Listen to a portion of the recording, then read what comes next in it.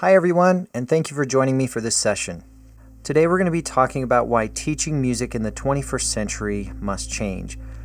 Now, this may seem like a bold statement, but if we look at other industries and how they've developed over the past 100 years, we see that by comparison, the business of teaching music has changed very little.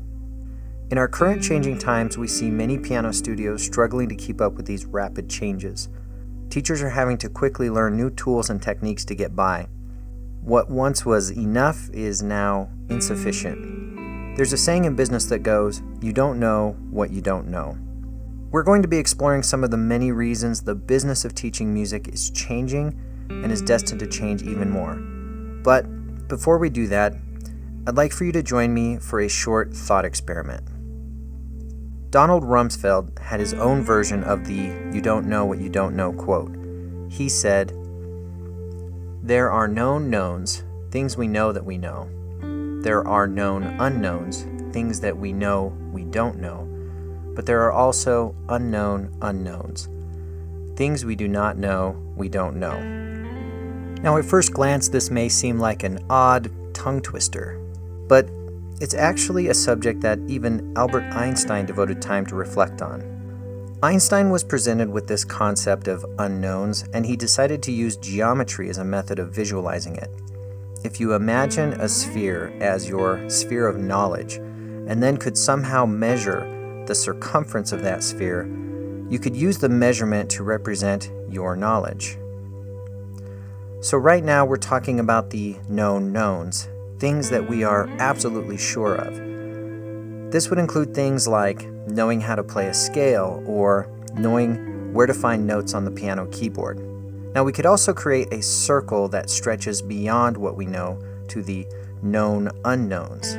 These are things that we may be aware of but don't have any detailed or specialized knowledge of. I know about fighter jets, but I don't know how to fly one. I know about Antarctica, but I've never been there and experienced what it's like. If we measure the circumference of the known unknown sphere, we would find that it's much larger than our sphere of known knowns. Beyond all of this, we have an undefined outer region called the unknown unknowns. Like the saying goes, you don't know what you don't know. These are ideas and possibilities you haven't even thought about because you aren't aware that they exist or even could exist. But the thing that really gets interesting is when we expand our knowledge through learning and proactively investigating and discovering new things. We add to our sphere of knowledge. As we add to our sphere of knowledge, we find that the sphere of things that we don't know increases even farther. As Einstein put it, the more I learn, the more I realize how much I don't know.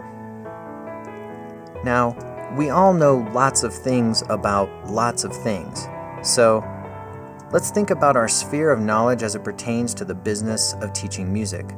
I include the word business here because for almost all music teachers, teaching music requires many, if not most, of the important business skills it takes to make it in business. This includes a long list of skills and operations such as running business finance, scheduling, and many others. Out of all of these business operations, there is one that is often overlooked and undervalued: R&D, research and development. Now you may be thinking, come on, am I supposed to put on a lab coat, open a research facility, and run experiments on my own students? Well, sort of. It's easy for teachers to relay information that they learned from their music teachers in a nearly identical way to how they learned it. The logic goes, it worked for me, so off we go teaching our students in the same way. But there is a big problem with that.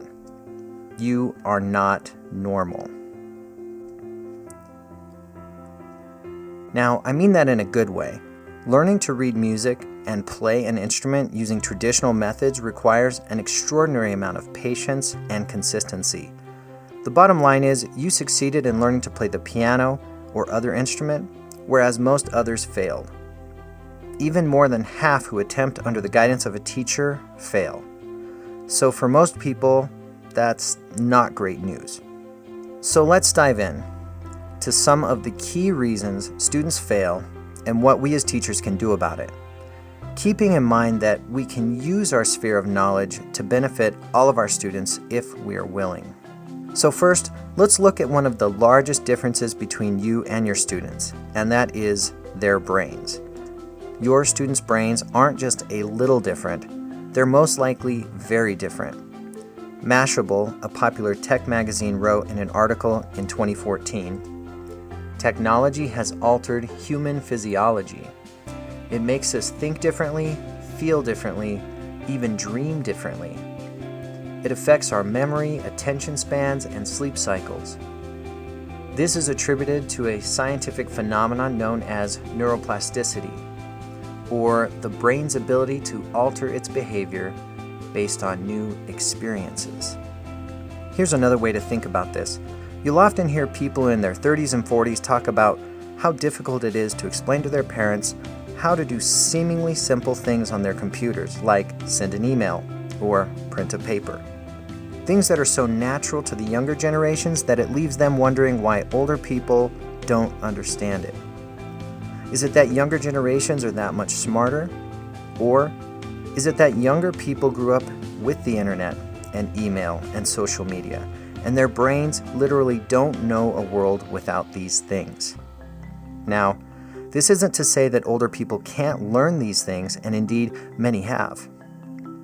But it tends to be much more of a struggle than it is for children. Aside from all this, you may be wondering, why does this matter? Before we can help students learn and understand music, we need to understand them.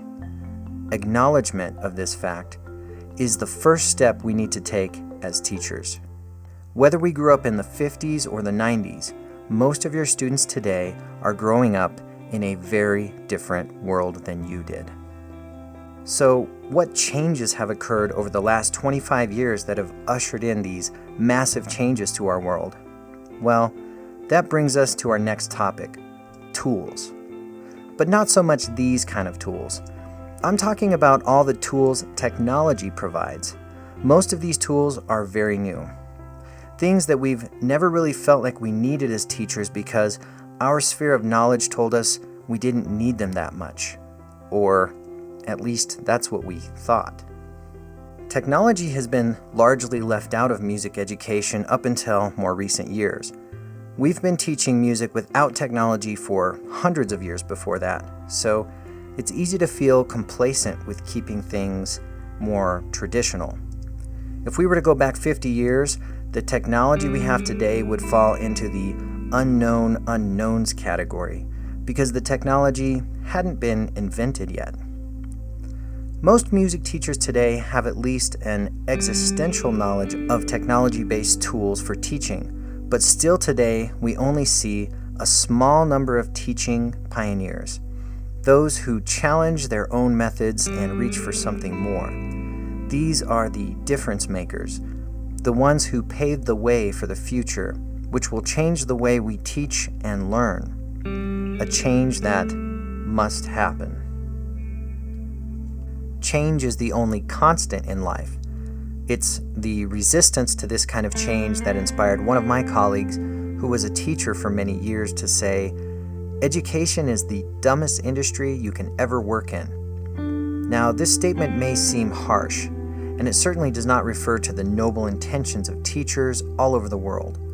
But there is something about the way that we learn things that keeps us from wanting to change and improve, and that is effort. We've all invested a lot of time and effort into the things that we have learned and the methods we use to teach those things. To suddenly change how we teach makes us feel that we have wasted our efforts, and we have to invest even more time and effort to learn new methods. This fear is a huge factor that compels teachers to turn a blind eye to new tools, technology, and methods. If we want to become the best teachers we can be, the teachers our students need us to be, we have to be willing to explore new ideas without fear. The third challenge our students struggle with is something that has intensified greatly year after year, and that is distraction. Your students are increasingly distracted by much of the same technology that we've discussed earlier. On top of that, there's soccer practice, t-ball, volleyball, football, track, school activities, increased rates of attention disorders. The list goes on and on. These kids have monumental challenges to deal with when it comes to their attention. And sometimes it's the students who are the most distracted that have the most undiscovered potential. So this may leave you thinking, technology, friend or foe? Well, that depends on if and how you use it. There are countless studies that show that technology is very attention-consuming. Just go to any coffee shop and look at how many people are staring at their phones. It's easy for educators to feel upset or even threatened by technology as it robs us of our students' attention. But what if, instead, we harness technology's ability to act as an attention sponge and leverage it to help students learn music faster? Perhaps then we could take the best parts of what we know and use technology to not only expand what we know, but to be more effective and efficient in teaching our students. Years ago, I became heavily involved with the Piano Marvel project. If you're not familiar, you can check it out at pianomarvel.com. As we began developing, we reflected a lot on these questions and how teachers were prioritizing what they do in their lessons. Though the level of priority tends to shift around upcoming recitals and holidays, in general, we found in our unofficial study that the teaching priority was largely set around what looks good on paper. Now, from the teacher's perspective, this often seems like a pretty good solution, except there's one glaring issue. It's almost completely upside down. What we found is that traditional piano teaching often prioritizes things in a way that most students don't resonate with. And when we objectively look at the high priority set on things that look good on paper, we have to admit that the priorities are, on some level, at least a little bit selfish. Now, there aren't very many times when we can look at the actions of teachers and even think about associating them with selfish, but perhaps we need to consider the possibility that what we as teachers want for the students isn't always what they want for themselves. Or perhaps the path we have in mind for our students to reach their goals and dreams is a path that looks better on paper than it does in reality. When I was a teenager, I had a teacher that made sure I played everything in my method book perfectly. I worked hard, but I came across an exercise in that book that I just could not get my head around. My teacher pressured me week after week to work on this exercise and nothing else until I could get it right. After 5 weeks, I was still stuck and ready to give up on music altogether. On the 5th lesson, I again saw the frustration on my teacher's face. He finally gave in and said disapprovingly, "Let's just move on." We got back to learning, and a couple of weeks later I found that I could play the impassable exercise with ease. I still don't know why that exercise was so hard at that time, but I do know that had I not been abnormally patient, I would have quit, probably for good. My teacher was putting his priorities over my own. He wanted what looked good on paper more than he wanted me to experience what music is all about. It's about discovering. It's about feeling and emotion. At the end of the day, it's all about fun. So what does this look like if we shift priorities in the complete opposite order? Now, you may be thinking, wait a minute, music theory is important. We can't throw it to the bottom of some list like it's insignificant. Well, if you thought that, you would be absolutely right. You see, we have to understand that the order of importance from an academic standpoint probably looks something more like the chart before. But that's not really what we're talking about here. We are talking about the order of importance as it pertains to student learning and student engagement. When we are teaching to the test, we are focused on the things that look good on paper. When we are teaching students the joy of music, we are focused on their needs. There's a saying that goes, "Focus on the fun, the rest will come." So when we're talking about music theory or sight reading, we aren't putting them down on the priority list because they aren't important concepts that can augment your students' musical understanding. It's because fun and engagement will increase your students' desire to learn challenging concepts and increase their rate of learning. As we were developing the core values that Piano Marvel would contain, one major area of concern resurfaced over and over again: the practice session. Think for a moment about the practice session. The practice session is when we expect students to learn the most. It's also when the student is the most isolated, with little guidance, no feedback, and little to help motivate them. Technology presented opportunities to help in the practice session in ways that weren't possible before.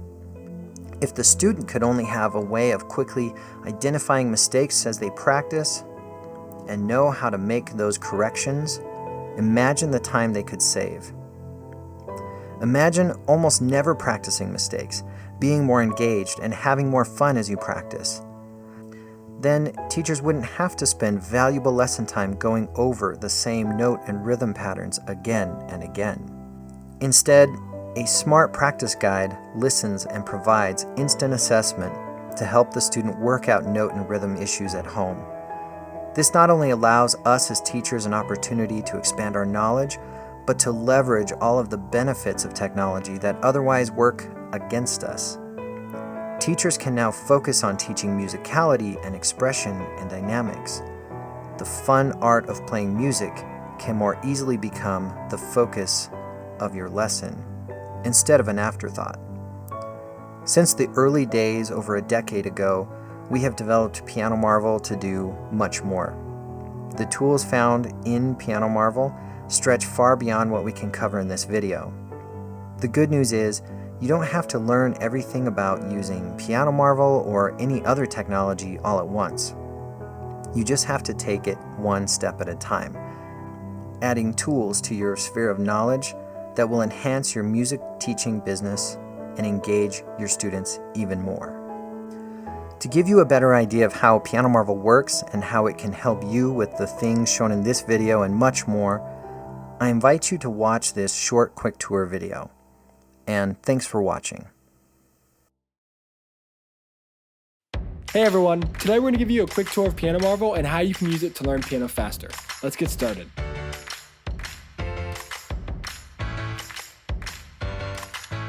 Piano Marvel is more than just sheet music. Piano Marvel was designed by piano teachers and is used by schools, universities, and piano enthusiasts around the world. With over 10,000 songs and exercises combined with powerful learning tools, Piano Marvel is the ultimate piano learning system. You can also use Piano Marvel on PC, Mac, or iPad. Let's take a look at how you learn faster with Piano Marvel.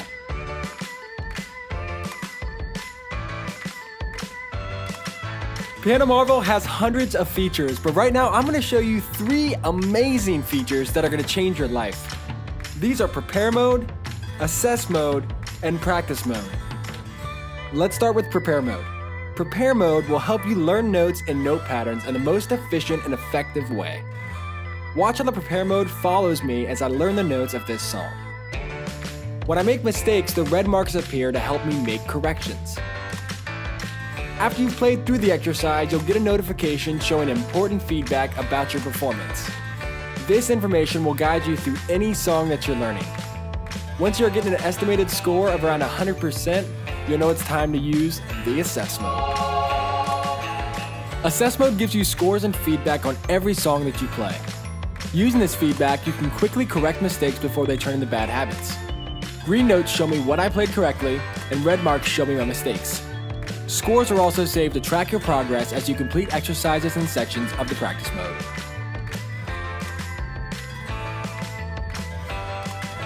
The Practice Mode unleashes one of the best kept piano practice secrets of all time. This is the same technique used by piano teachers across the world. Practice Mode breaks down challenging music into smaller sections that are easier to learn. With the practice mode, you can practice like the pros and learn harder music in less time. Some teachers report that their students learn up to 8 to 10 times faster using Piano Marvel. Now that you have a pretty good grasp on how to use Piano Marvel, I'm going to show you how to navigate it. The dashboard is where you go after logging into Piano Marvel. From here, you can navigate to the 4 main music sections of the app. Those are Method, Technique, Library, and Sight Reading. I'm going to quickly walk you through what each of these sections mean and why you would want to use them. The Method and Technique sections are where you want to go to build and strengthen your basic skills of piano playing. The Library is where you go to learn performance pieces or find even more songs and exercises to practice. There's literally thousands of songs in the library ranging from classical music to pop favorites, and we even offer the ability to upload your own music. The last section I'd like to talk about is the sight reading section known as the Sasser. The Sasser is the only sight reading assessment of its kind and it is an amazing sight reading practice tool. As you can see, there's lots for you to explore in Piano Marvel. Whether you're a beginning or advanced player, we're confident that we'll be able to help you along the journey of becoming a better pianist.